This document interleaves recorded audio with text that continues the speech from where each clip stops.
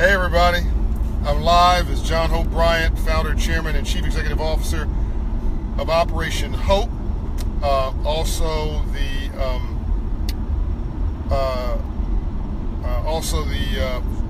co-founder of Global Dignity, which is why we're here in Norway with my friends Professor Pekka Himanen, my brother from another mother, and Crown Prince Haakon of Norway, where we're actually heading to his home right now.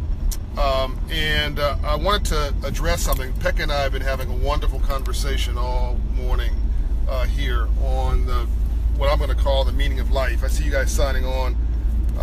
I know it's early for you guys in the States, but you know, we have a global audience now increasingly. So we've been talking about the meaning of life and what is it? And hey Tyrone, good morning. Hello, Tabella. I believe you're calling it from South Africa. The meaning of life, what is it? So Quincy Jones would say the meaning of life is to love, live, laugh, and give. To love, hey Ronald, hey Michael, to love, live, laugh, and give. I'm going to repeat that. To love, live, laugh, and give. With that comes purpose and passion and meaning. But let me be very basic about this, because I think sometimes people overcomplicate these topics. Is the meaning of life simply this: to live, laugh, love, and give? I think so. To live your best life, to live your full life, to not be half pregnant. What does the Bible say? Be hot or be cold. If you're lukewarm, I'll spat you out. Translation: even God does not like mediocrity.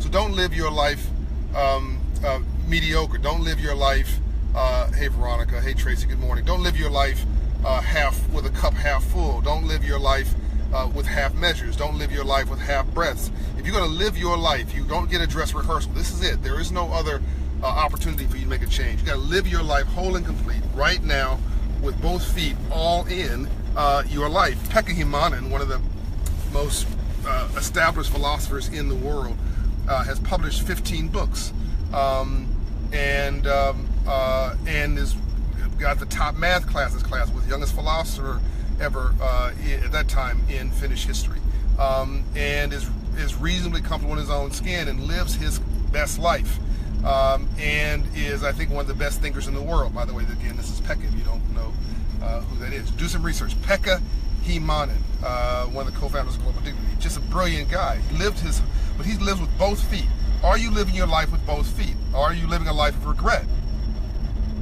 Are you just going through the motions? Are you getting up, going to work, feeding your kids, going to the restroom, brushing your teeth, hopefully brushing your teeth, eating some food, going to work, waving, saying hi when you don't really mean it, smiling when you don't really mean it, checking your Facebook posts, coming home, feeding the dog, feeding the kids, complaining about your taxes, complaining about your president or whatever, and then going to bed and doing it all over again. Is that your best life? Really?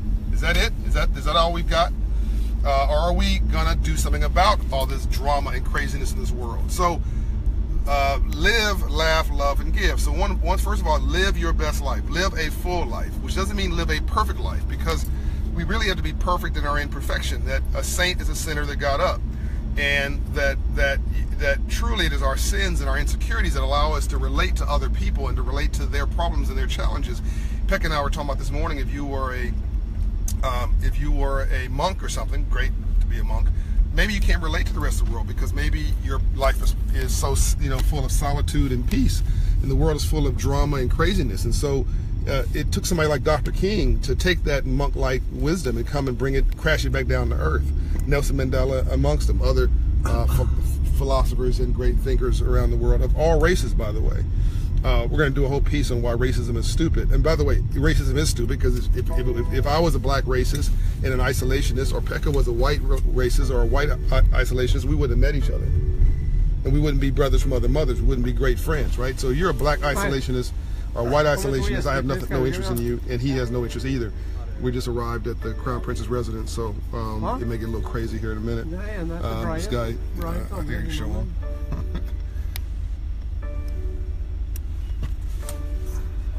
Okay, that's a real gun. That's real security. So So I'm just paying respect to the Norwegian military. So live, laugh, love, and give. So live, that was the first one. Laugh. Don't take yourself seriously. Take the world seriously. Don't take yourself too seriously. Take the world. It's really funny. They're like to check to make sure that Pekka and I can get in this place. Like, wait a minute. It's the odd couple out here. So who these two brothers at the gate of the future king of Norway? Let's check these brothers out. Which one you come here to meet the crown prince and staying here as well.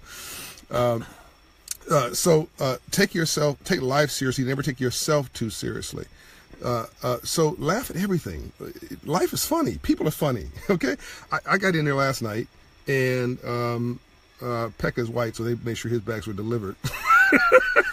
But my bags came on the Homeboy Shopping Network, whatever. So I came in from Atlanta, and I came in last night from Atlanta, and somehow British Airways managed to lose my bag on a connection flight between Atlanta to London to Norway. You got to work really hard to British Airways to screw this up. Anyway, so I got in last night. I had a whole night planned. I was going to come in, I was going to have dinner, I was going to have a massage, try to get my body right. Missed the massage, missed the dinner, missed my bag. They still haven't found my bag. But by the way, these are high-class problems. Like, there's somebody who can't get to a well and get water in the Sudan right now. Like, are we really going to complain about the fact? Am I going to complain that I can't find my bag? So you know what? You just work it out, over and around it, through it. You're going to get to it. Don't take your life too seriously. Don't take life seriously, but don't take yourself too seriously.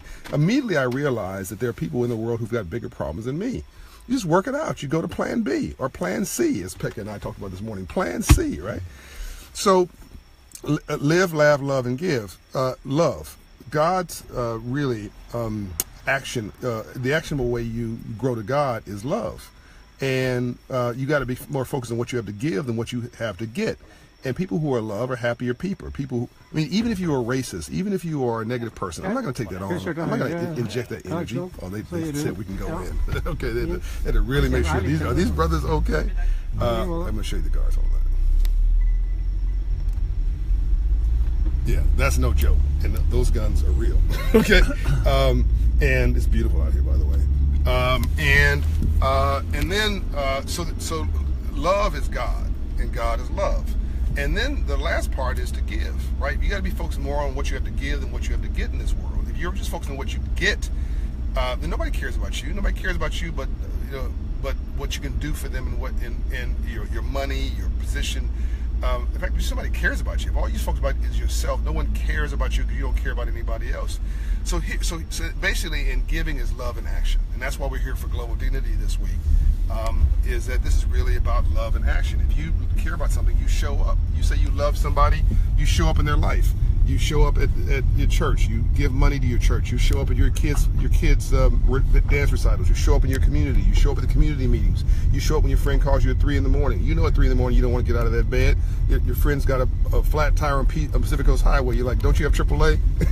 Can't you call somebody else? Can't you call your other friend, Pekka? But if you love your friend, you scream, you holler, you groan. But what do? You do. It's at 3 in the morning when you love your friend. You get up, you put on those nasty slippers and the jacket, and you get up and go get your friend, because love is work, non-love is laziness, and anti-love is evil. Okay, we're about to go into the residence. I can't film anymore, so I'm gonna need to turn this off. But Pekka and I had a little bit of a wager here about whether I could actually talk about the meaning of life in 10 minutes. To